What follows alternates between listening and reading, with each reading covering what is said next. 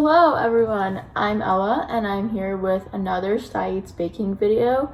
So it's been kind of a while, but I'm here with a fun seasonal treat. So today I'm making pumpkin bread with chocolate chips and I'm super excited. I've been wanting to make this for so long and I've been saving it for this video. So I'm really excited. And actually I want to give a little bit of background about the recipe I'm using because it's actually not an online recipe. So on Labor Day weekend, which feels like ages ago, my family and I went up to Millbrook, which is in upstate New York, for just for the weekend. And we stayed at Millbrook Inn, and the owner of that inn makes breakfast for everyone. And it was super cool, and he made us pumpkin bread the first morning we were there. And it was so amazing, and my mom told him that I baked, so he printed out a recipe for me, which I think is super cool. So I'm gonna be using that recipe today. So this recipe is here only. Can't find it anywhere else. And this recipe calls for pecans or walnuts. I'm making it with chocolate chips, as I said, so I'm just going to substitute that. So before I get started, I'm just gonna do a little rundown of the ingredients. So the first thing you need is half a can of unsweetened pumpkin. This is mine. I already took it out. I went to 7 stores to get this pumpkin. It was really difficult to find. I would say in really big stores, I got this at Stop and Shop. You can go to probably Target, Whole Foods, Walmart, those kind of stores. That's where they'll have it, because I went to some smaller grocery stores and they didn't have it. So I would say find it in the seasonal section. So basically this is kind of like a pumpkin puree, and I think look for a pumpkin pie on the can, because I'm pretty sure this is mostly used to make pumpkin pie, but we're not making pumpkin pie, we're being creative. So I'm just gonna close this up. So half a can of that, and this is talking about a 15-ounce can, so basically 7.5 ounces of unsweetened pumpkin. Then we have all-purpose flour, just a cup and a half. 1.5 teaspoons of baking soda. Later in the recipe, it'll says to use baking powder, so I just added 3/8 teaspoon of baking powder. A teaspoon of salt, a teaspoon of cinnamon, and then you have a bunch of spices coming in. So you have half a teaspoon of nutmeg. Cinnamon is a spice, I should have said that earlier, whatever. Half a teaspoon of nutmeg, half a teaspoon of ground cloves. I didn't have ground cloves. I only found whole cloves, and I just kind of grinded them myself. Not in the best way, so I just decided to put less, because I'd rather have them be more of a powder than put the exact amount and have them not be as smooth. Next, you want half a teaspoon of ground ginger. I just got this just ginger powder. 2 large eggs, 1/4 cup of water, 1.5 cup of brown sugar. It doesn't specify light or brown. I'm going to use light brown sugar just because I find it easier to work with. 2 teaspoons of vanilla extract, 12 tablespoons of unsalted butter, that's a stick and a half, 1 cup of chopped pecans or walnuts. I'm using chocolate chips. You can use nuts. They were good with the nuts too. And some butter for the pan. I'm just going to use nonstick cooking spray and some parchment paper. So the first step is going to be to preheat the oven to 350 degrees. And I've already done that. And the next step is to whisk together the flour, baking soda, baking powder, salt, and spices. So I'm going to bring all my ingredients over here to my workstation and get started. Okay, I have my large bowl over here. So then I have my cup and a half of all-purpose flour. Pouring that in. Nice. Then I have baking soda and baking powder, which I just combined over here. Just can barely see it, but whatever. Just gonna add that. Then I have all my salt and spices in here, and we're gonna add that. Okay. So now, got my whisk. We're gonna whisk it all together.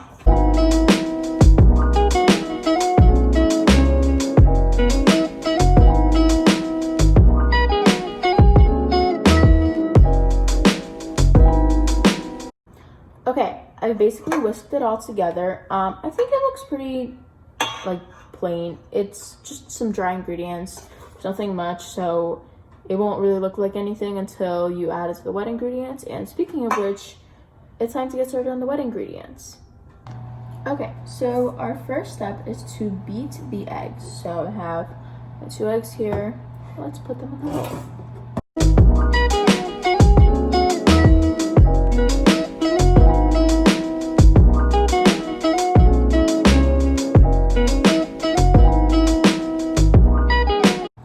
Alright, my 2 eggs are in. You can't see them if I put up the bowl. So I will just beat them together using the same whisk. And yeah. The next step is to add the sugar, vanilla, and water. So I have my brown sugar here. I'm a little intrigued because it says 1.5 cups of brown sugar, which is the same amount of flour we had. There's also brown sugar, so it's not quite the same as just regular cane sugar. So we'll just see what happens with that. So adding that in. My brown sugar is set, so it's kind of like harder to work with today. Vanilla, 2 teaspoons. And my water, which you won't be able to see anyways. Yeah, 1/4 cup. Okay, so now I'm going to combine all of this together. Alright, so I have combined the wet ingredients, and it's actually a really dark color, which is really interesting, and I think that's because of the light brown sugar. And I'm assuming we added the water in to make it a little bit more liquidy. So yeah. And I'm going to give you guys a closer look, but it really reminds me of brown butter. If you don't know what brown butter is, you should watch my chocolate chip cookies with a twist video if you haven't already. So yeah, let's take a look at this. Basically, here it is. It's a really dark color. I mean, when you mix it, you can see some gold around the edges, but I don't know, I think that's really cool. So yeah, and that's all for the wet ingredients. All right. So now we're going to heat the pumpkin in a microwave safe bowl on high for 90 seconds. And while that's happening, add the melted butter to the egg mixture and whisk until blended. So I was actually wrong, and we weren't done with the wet ingredients, but it's okay. So yeah, let's go put the pumpkin in the microwave. Pumpkin is in the microwave. Here I have my melted butter. And I'm just going to pour it in and whisk until blended. Okay, I have added in the butter. It is still a pretty dark color. It's a little lighter because of the butter. But yeah, and now we just wait 0 seconds for the pumpkin to be done. So let me go grab that. So now I have my pumpkin, and we're gonna add it to this mixture of wet ingredients and whisk it until blended. Yeah, and then we're gonna add the and then I'm gonna add this mixture to the flour mixture and stir until combined and fold in the chocolate chips. So, in goes the pumpkin. If you've ever made banana bread before, oh look, it's steaming. If you've ever made banana bread before, then this recipe will seem sort of familiar because you have just the dry ingredients, the wet ingredients, and here you have the pumpkin versus there it would be the banana bread. Like mash it up. Here it's already pureed. But yeah, and then you add the banana / pumpkin into the wet ingredients, and then add that all into the dry ingredients. Stir it together, and then add in whatever add-ons you have, nuts, chocolate. Yeah. So I got the pumpkin here, and you're gonna stir it together.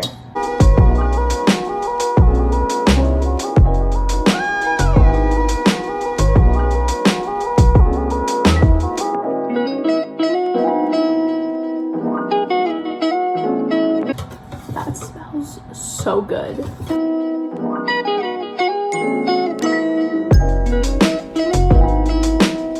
Okay, I have combined the pumpkin with the wet ingredients, so it looks just more orange now. It still kind of has that wet consistency.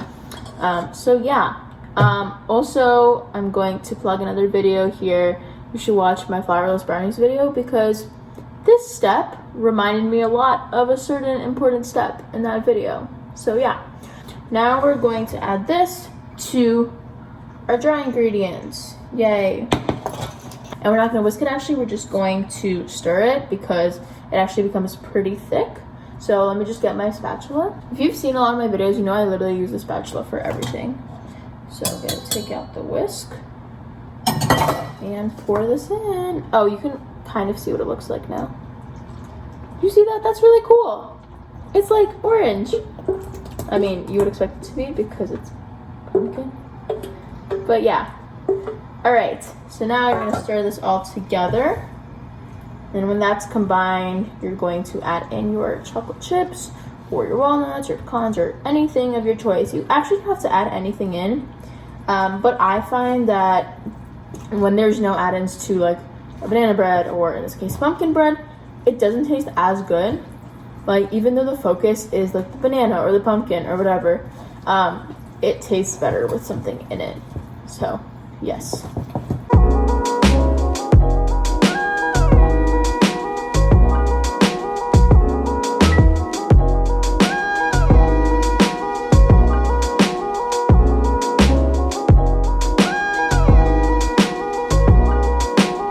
Awesome. Okay, look at that.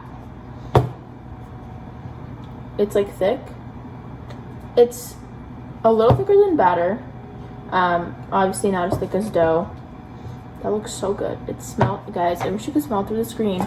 Oh well, I guess you'll just have to make it. I'm just adding some more of this in because I don't want to waste any of this. Oh my god, it's awesome. Yeah. Honestly, adding all those spices, such a good choice. Maybe it's just the cinnamon. I love cinnamon, but it smells so good.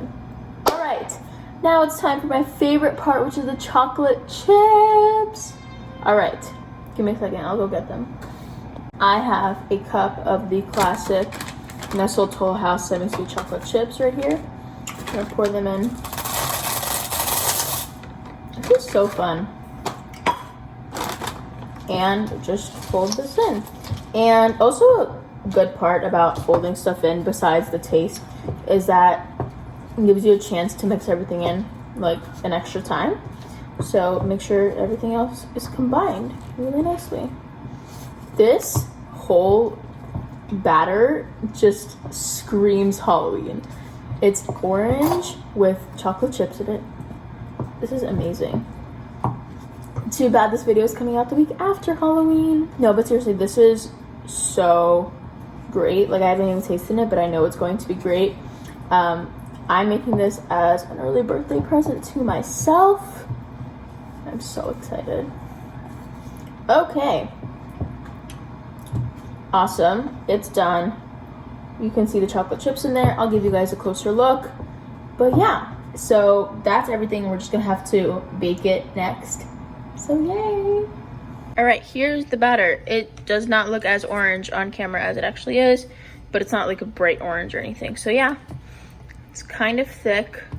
Not like super thick, but yeah, it's, like I said, not as thin as a batter, but not as thick as dough. And you have the chocolate chips in there.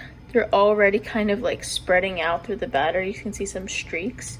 So yeah, that's very exciting. And now it's time to start baking. Okay, so as I said, I will not be using butter for the pan because it's not my thing. So I have my loaf pan here. I just put some parchment paper here because it's easier to just pick up once it's done. But I'm also going to spray the sides with my cooking spray. And that's basically it. I just find it way easier than using butter. If you like using butter, if you don't have spray or parchment paper, go for it. It's not specified how much. Yeah, but this is just a basic 9x5-ish inch loaf pan. So I'm just gonna, and that's literally it because I put parchment paper over it. Oh, I'm going to spray on the parchment. I always think that's a good idea.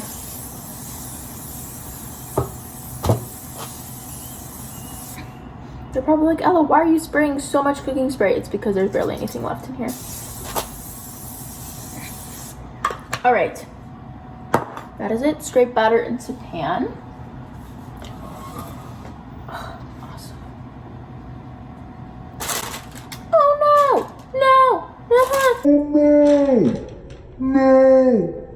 Okay, so crisis solved. Basically what happened is I was pouring the batter into the pan and some batter got onto parchment paper and it fell and it was like a whole big mess. So I cleaned everything up, I lost a little bit of batter, unfortunately, but it should be fine, I hope. Yeah, and I just put some new parchment paper on, put everything in. So here's what it looks like. Hopefully you guys can see it. Nice. Okay, I'm gonna give you guys a closer look. And then we're gonna put it in the oven for 70 minutes, which sounds like a lot, but it's supposed to bake for a lot. Then remove from the oven and place on a wire rack to cool for about half an hour. Then remove from baking pan and cool for additional 20 minutes. So it's actually really important for it to cool for a long time because it has to set all the way through. So yeah, I'm really excited. I'm gonna give you guys a closer look. I'm gonna put it in to bake. So here's a better look. As you can see, I have my parchment here. I added some more chocolate chips on top because since the batter was warm, it was already melting. So I just added a few on top. And it's time to go put it into the oven. Okay, so the pumpkin bread is baking. It's in the oven. And I will just be back after 70 minutes and we'll take a look at it. Okay, I have taken the pumpkin bread out and it looks like gorgeous. Here, let me show you guys. That looks so good. It's like a little broken at the top, but it's like it happens when you're cooking pumpkin bread because it rises. I'm going to test if it's cooked, but sometimes it needs to set. But it looks so good. I'm so excited. I'll give you guys a closer look, but let's just do a quick test. Oh my god, it's actually cooked through. When I make banana bread, it's like barely ever cooked through. That's chocolate. Awesome. Okay, so let's take a better look. Here it is. You can see the chocolate chips. And it doesn't look as orange as the batter did before. It looks, honestly, it looks a lot like banana bread. If you ever made it. But oh my god, I'm really excited. It looks good, it feels good. So now our next step is going to be to put this on a wire rack for about half an hour, right? So to cool. So I have my wire rack right here.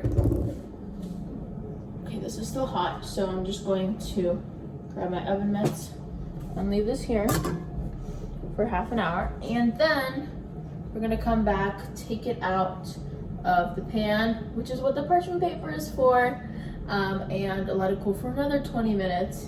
And then I will cut it and try it later. So half an hour has passed and I'm going to take this out of the pan and put it onto a plate.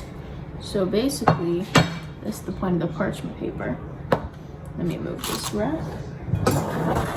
You're going to use it and you're going to pull up by the parchment paper. You can't see, you're going to pull up by the parchment paper and that's going to help take it out. So ready? Just pick it up like this and you place it down. Oh my god, it looks so good. Okay, so I think I'm going to take off the parchment. It's gonna fall apart. Yeah, I just took it off the parchment. Left it like this. Looks great. It's gonna cool for another 20 minutes and then I'm going to slice it and try it. Okay, so the pumpkin bread has fully cooled. So here's another look at it. So let's have a slice. I'm gonna cut myself a slice just to see what the inside looks like. Ooh, it's super soft. It's like falling apart, but in the best way. It's like super crumbly. It's kind of like an orangey yellow inside, which is really interesting. And I'm just gonna try a little bit of it here. It tastes really good. Anyways, I would say this was a very successful experiment. It was a pretty easy recipe actually, so one of the easier ones I've made, so I really recommend it if you can find canned pumpkin anywhere. So yeah, I'm a huge fan. Thank you guys so much for watching. Please make sure to like this video, subscribe to our channel, and follow our Instagram, Facebook, and TikTok, all StuyEats. And yeah, I hope you have an awesome day.